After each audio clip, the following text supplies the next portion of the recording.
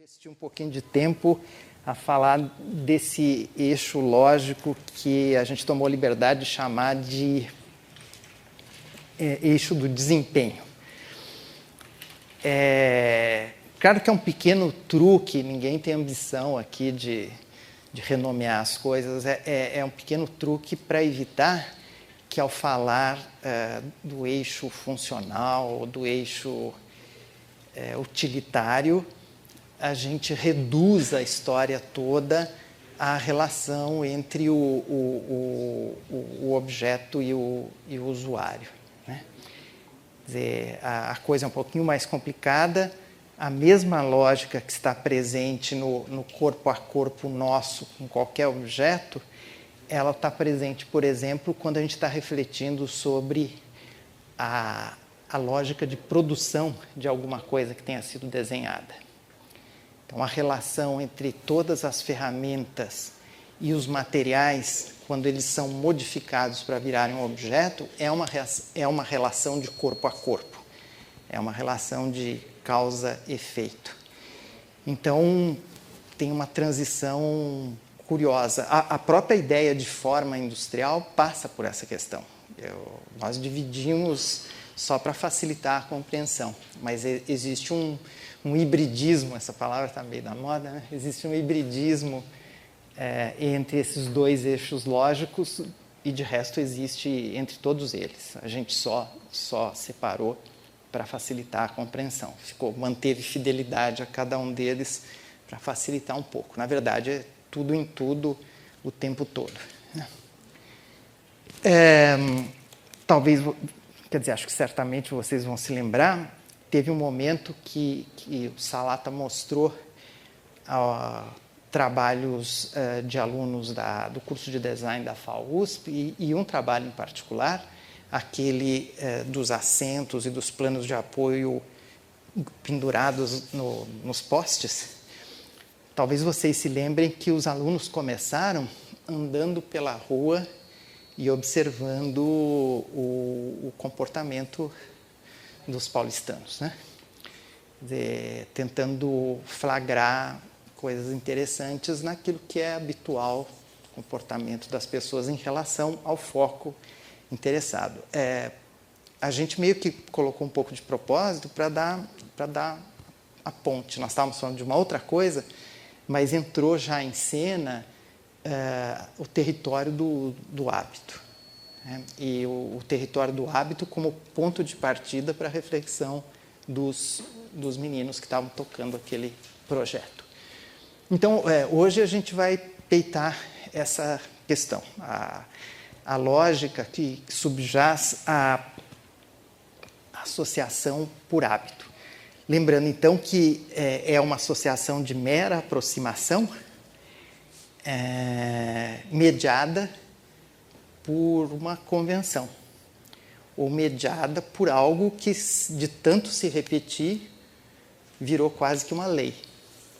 Um hábito é uma lei não assinada. Os nossos hábitos não estão na Constituição, não estão escritos, guardados numa gaveta. Eles acontecem, ponto final. A gente sequer se questiona a respeito. Simplesmente reproduz, repete.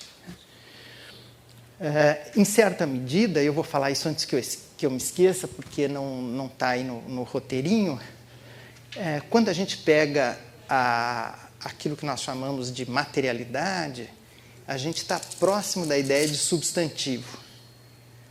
Aqui a gente se aproxima um pouco da ideia de adjetivo, uma coisa que é grudada, que qualifica o objeto. Não sei se isso vai ajudar ou atrapalhar vocês, mas fica aí um outro modo de encarar a história.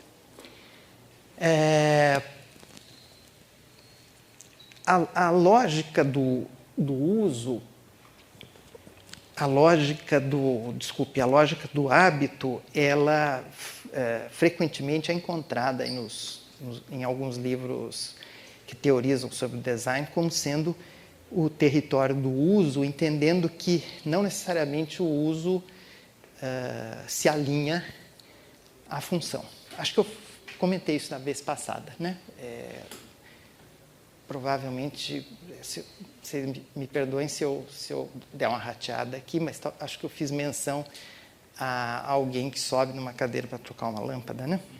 Acho que é um exemplo clássico nesse sentido.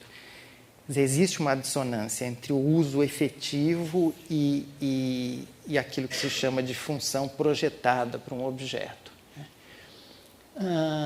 Essa lógica do hábito, ela se sobrepõe, se confunde, se mimetiza com a ideia de dinâmica cultural.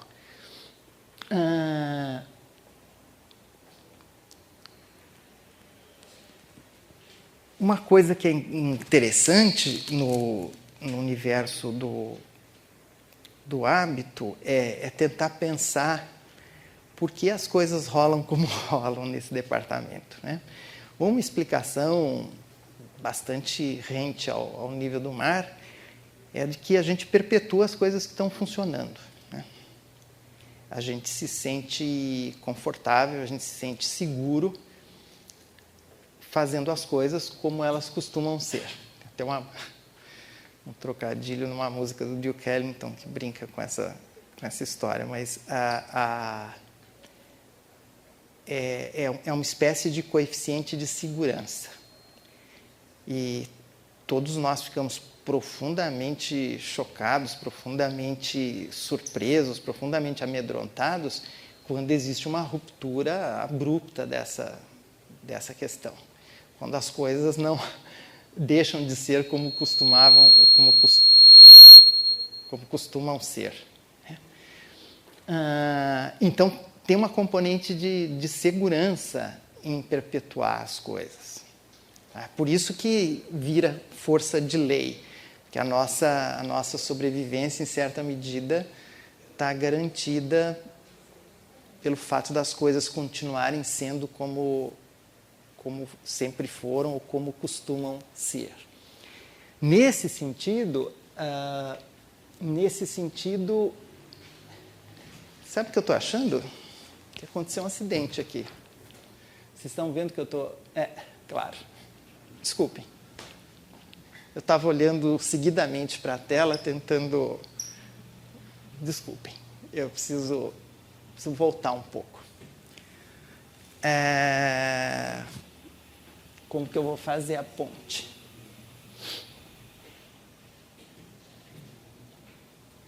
Tá.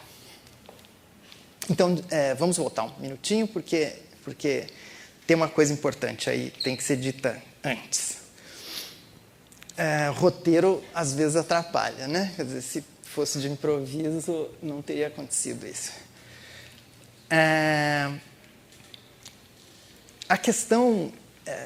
um outro nome que a gente gosta de dar a esse eixo lógico é o eixo da comunicabilidade. Precisava ter entrado de cara.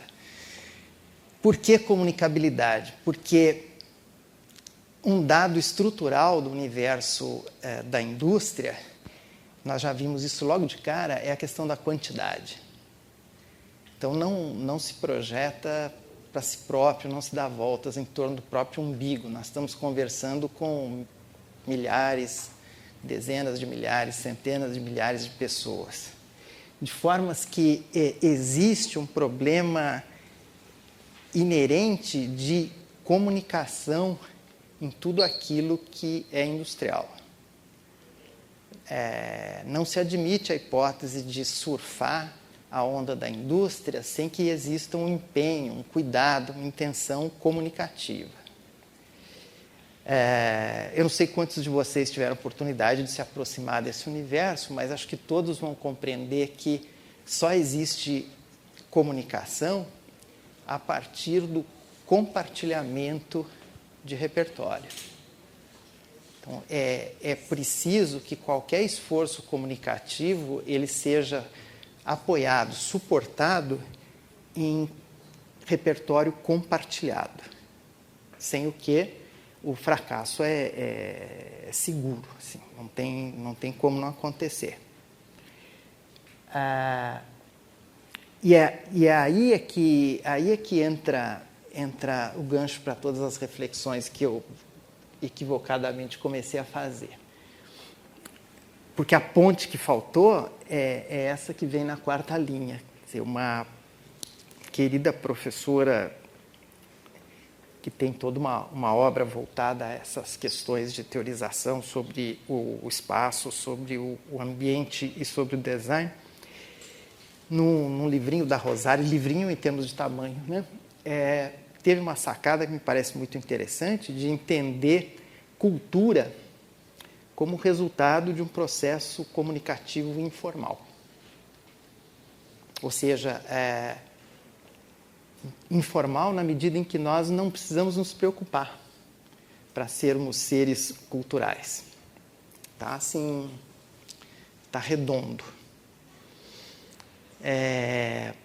Não é uma coisa da Lucrécia, é um capricho do acaso.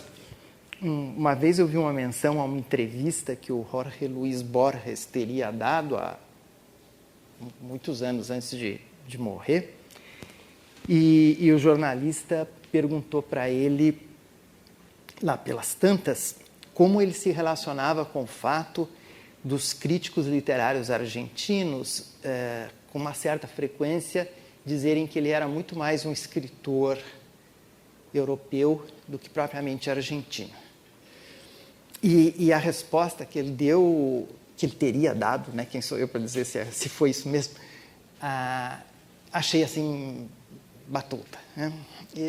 E com palavras mais felizes do que as minhas, ele disse assim, olha, isso realmente não me preocupa. Quer dizer, de duas uma, ou o fato de ser argentino é uma coisa tão poderosa que se infiltra e contamina tudo aquilo que os argentinos fazem ou deixam de fazer, ou não tem a menor importância. Então, agora não é mais o Borges, tá bem? Vocês vão ver que o nível vai baixar. Quer dizer, não tem muito sentido a gente se olhar no espelho de manhã e dizer, pensando bem, ontem eu acho que eu não fui suficientemente brasileiro, hoje eu vou me empenhar para ser mais brasileiro. Quer dizer, não existe isso, né? Só o estrangeiro percebe o quanto nós somos brasileiros. Às vezes, de uma maneira contundente. O livro Tristes Trópicos do Claude Lévi-Strauss, né, que dizia assim, que a elite paulistana se acha europeia sem perceber o quão típica ela é. Né? Terrível isso. Mas, enfim. Então, cultura como comunicação informal. Então, esse universo da comunicabilidade do objeto projetado, para que a coisa realmente feche o ciclo, né? Porque, cuidado, eu não estou falando de venda, não tem nada contra a venda, mas vender é uma arte à parte. Não dá para vender sem ter comunicabilidade, sem ter comunicação. Eu não acho que a escola deva necessariamente se interessar pela venda, porque tem uma competência à parte. É claro que ela é consequência imediata dessa preocupação, mas o que é obrigação da escola trabalhar na formação dos alunos, em qualquer discussão, é a garantia de comunicabilidade. Nós não estamos no território das artes plásticas, onde um cara pode se dar o luxo de ser compreendido 30 anos depois que morreu, ou pode ser resgatado e etc. Nós estamos numa situação complicada, onde vai ser investido um vacilo, um fracasso nesse departamento, é um desastre ferroviário, né? Quer dizer, é uma coisa gigantesca. Então, tem características muito, muito particulares. Então, comunicação, repertório compartilhado, provavelmente vocês se lembram, em todos os eixos, foram só dois, né? Nos eixos lógicos anteriores, sempre veio essa recorrência, a exploração do território território do possível, território do razoável, né? do bom senso, e aqui o território do perceptível e compreensível pelo outro. Se Se quer perceber, bal. Mas perceber e começar a engatar, né? A partir do percebido, começar a articular um rascunho de significado. Se ele não conseguir, vai passar batido. Ou vai despejar em cima do objeto o mais olímpico desdém. Né? A indiferença, a pior coisa que pode acontecer. Ok? É disso que nós estamos falando. Tá bom? Então, âncora de comunicabilidade.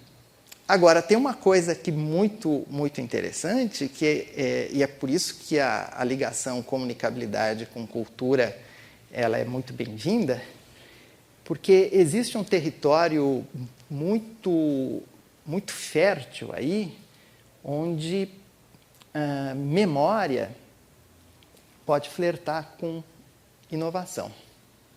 Às vezes você dá 1 ou 2 passos atrás para depois dar um passinho à frente. Esse é um lado curioso desse universo. Embora a inércia que eu equivocadamente mencionei no começo da fala, e que vai aparecer na próxima tela, ela também esteja presente aí para o bem e para o mal. Bem? Então, a memória não necessariamente no sentido de cantar a glória do retrô, de ser passadista, ou etc. No sentido de formar um repertório, de compreender como as coisas fluíram, eventualmente resgatar um ponto fora da curva. Existem escritórios de projeto que dedicam particular atenção, né? Recebem uma encomenda, eles levantam tudo aquilo que podem levantar e que mantenha a mais remota relação com o universo daquele futuro projeto. Né? Mas eles nutrem particular atenção para os pontos fora da curva, para situações onde houve uma descontinuidade. De repente, alguém tentou ir por um caminho e fracassou. Né? Será que, com os recursos atuais, esse caminho é caminho do fracasso ou ele é um caminho de um eventual êxito? Né? Então, essa volta atrás, que não nega de forma alguma aquela operação instigante de pressionar a estratégia da Xuxa, né? Pega, estica e puxa no material e no processo para tentar descobrir algo que você não conhecia antes. Uma coisa não nega a outra, mas esse recuo estratégico costuma ser muito, muito interessante e muito fértil no trabalho do projeto. E ele, sem sombra de dúvidas, é a grande ferramenta para você calibrar a comunicabilidade daquilo que você está propondo, tá? Para não descolar da bolha de intersecção repertorial. Agora sim, tudo aquilo que eu falei rapidamente, né? Exatamente porque estava brigando com a ordem dos fatores aqui. Posso falar em dinâmica cultural porque fiz a relação anterior. Né? Ali na terceira linha, o hábito, exatamente porque ele tem algo de impensado, ele se presta a situações alienantes. Se presta a automatismos que, em última instância, podem ser lidos como alienação. E dentro desse caminho, se pode compreender uma das instâncias éticas do design, na medida em que, se você virar um especialista nos hábitos, você pode ser tentado a direcionar as pessoas para esse ou para aquele lado. Como a dinâmica tende a um certo automatismo, eu coloco o autismo aí no sentido de você se blindar para outras coisas que não sejam as automáticas. existe um território perigoso aí de manipulação. Claro que o processo é muito complexo e eu duvido que alguém possa se sentir completamente seguro, mesmo sendo pessimamente intencionado, né? Mas existe a possibilidade. Tá? O padrão de organização, e eu já falei ainda há pouco, ele é uma aproximação, né, uma relação de mera contiguidade, mediada, então, por uma convenção. Nesse mesmo quesito, a gente pode tranquilamente colocar o universo do simbólico. Numa relação, vou tomar emprestado o exemplo do Umberto Eco, quando ele esteve aqui dando um curso na FAUSP, dizia ele, se vocês pegassem um graveto e desenhassem no chão, há 2000 e cacetada anos atrás, dentro dos confins do Império Romano, esse tipo de desenho, alguém iria dizer que, olha, você representou graficamente um instrumento de tortura com o qual o Império brinda as pessoas que não concordam com as ideias do imperador, né? Ao mesmo tempo, esse desenho mantém uma relação colada com um corpo nessa condição, né? No momento em que teria acontecido uma determinada coisa, que uma determinada pessoa foi condenada a morrer aí em função do que disse, do que pregou, enfim, aconteceu muita coisa, isso vira um outro negócio, né? Quando você se defronta com isso, a ideia de desenho de um instrumento de tortura vai para o vinagre, né? Por contiguidade, isso aqui passa a ser uma espécie de abreviatura de um monte de coisas, né? E as pessoas que querem sinalizar que concordam, que processam essa fé, que concordam com esses determinados valores, eventualmente andam com um sinalzinho disso pendurado, né? Poderia ser, talvez se fossem avisados, olha, não é meio mórbido você andar com um pau de arara, né, estilizado, pendurado no pescoço, mas isso está fora de cogitação, né? Isso foi atropelado por uma dinâmica onde a aproximação, né, por convenção e por hábito, detonou o começo do desenho, né? Não é mais o desenho do instrumento de tortura, é outro negócio. Tá? Essa é um pouquinho a dinâmica que está. Então, nesse sentido, o território do simbólico na acepção do Charles Peirce, não da psicanálise, por exemplo, né? O que na psicanálise é entendido como símbolo, na verdade, semioticamente, é entendido como signo. Tudo aquilo que, em certa medida e sob certos aspectos, representa alguma coisa para alguém. Então, aqui, símbolo, na acepção do Charles Peirce, é um tipo de signo que se presta à generalização, por força do hábito. Ele é lei. Para aquele grupo de pessoas, isso aqui tem força de lei para todas as pessoas que processam esse credo. Tá? Então, o universo simbólico trabalha, cuidado, hein? Universo simbólico, universo signo permeia tudo, né? Tudo é signo.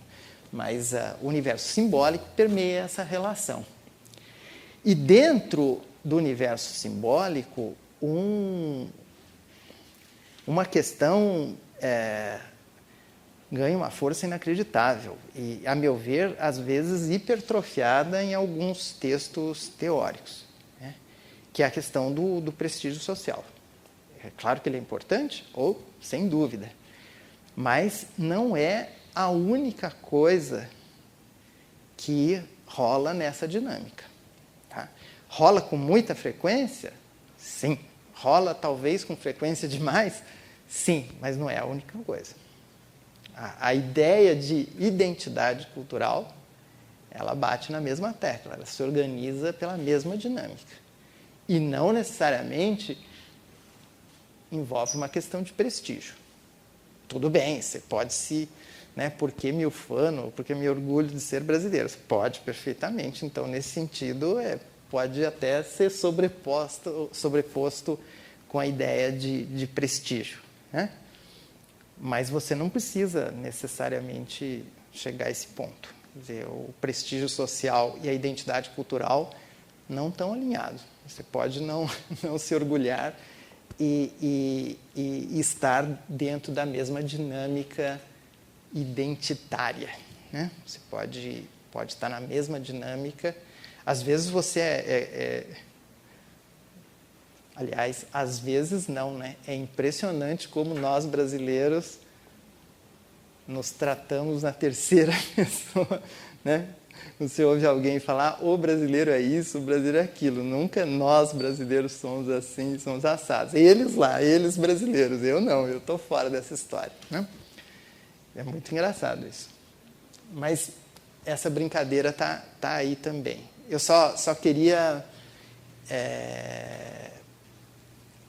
autores importantes, interessantes, como o Gibbon Zipper, se vocês tiverem a oportunidade de ver, acho que um livro dele está na nossa bibliografia. Ele, quando vai falar do simbólico, ele põe para cima a questão do status, do prestígio social. Mas a identidade cultural, que, do nosso ponto de vista, segue a mesma dinâmica, acaba não tendo a importância que... não entra no balaio, na cumbuca. Tá certo?